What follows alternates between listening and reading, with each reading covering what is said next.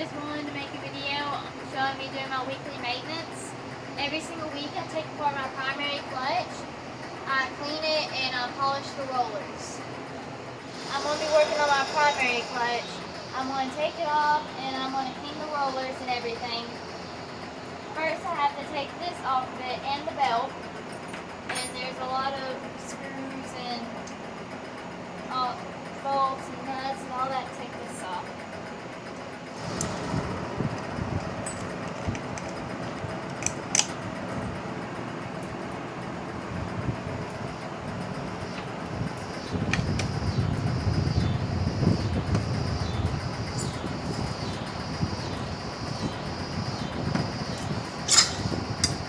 Okay, now the clutch is off. Now we're going to break it up.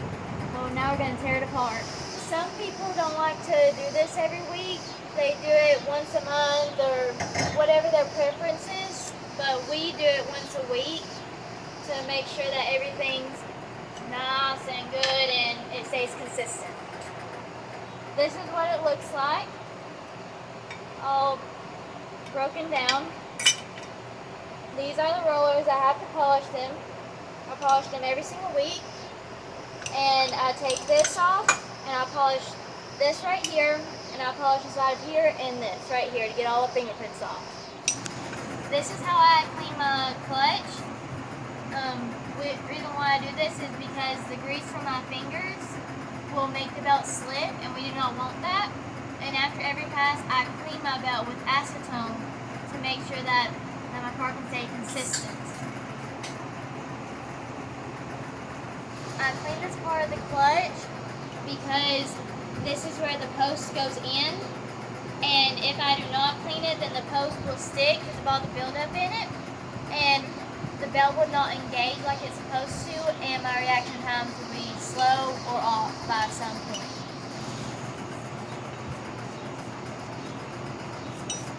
Okay, so now we're going to start by taking the rollers off, and then we can polish them.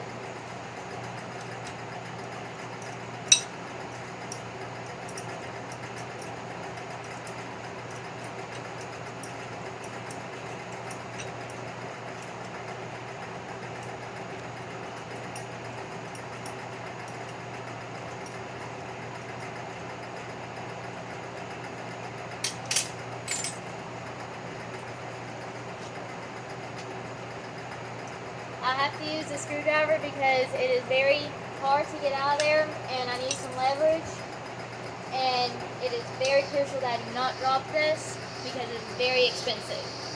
It has a bearing inside of this, and I have to polish this, and I dip this in oil after cleaning it.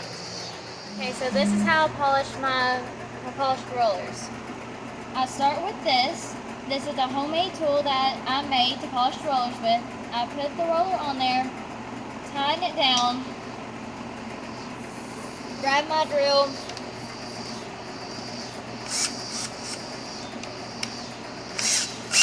put it in there, and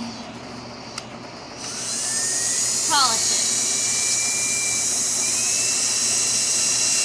it. It doesn't take much. It's pretty easy to do, and I take it off of here, get it off of my homemade contraption,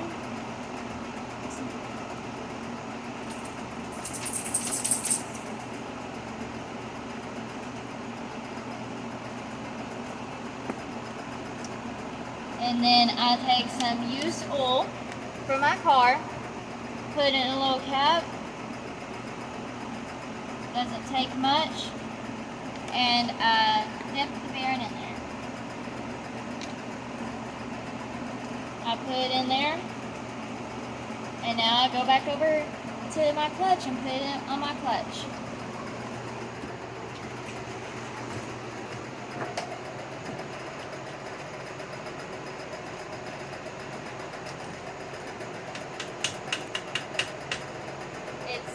Hard to put in there, so it normally easily goes in after a couple of hits.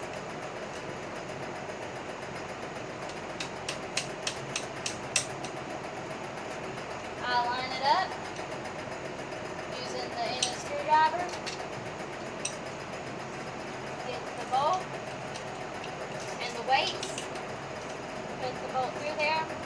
If it doesn't usually go in there, grab my screwdriver, fix it a little bit, stick it through there, put the other way on the other side, put the lock nut on there, and tighten it down. And then I do all 3 rollers the same way.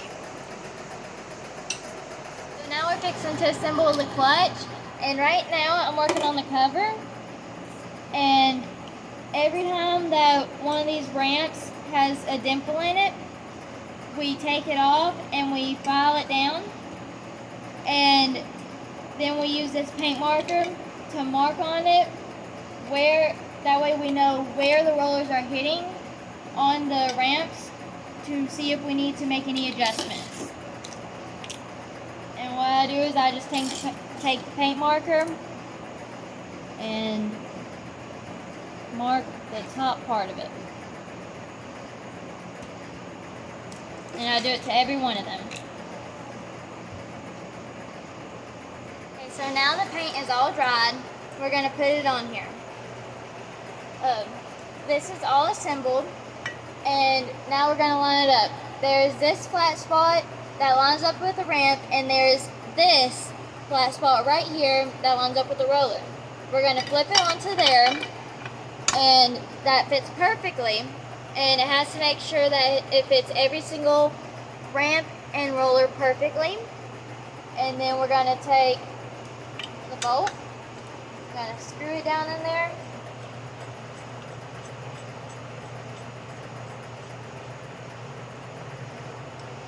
and then I like to take the socket, an extension, and make sure that's good and hand tightened. Then I'm going to put the socket onto the torque wrench. Got to make sure that's set at 50, which it is, and then I'm going to torque it.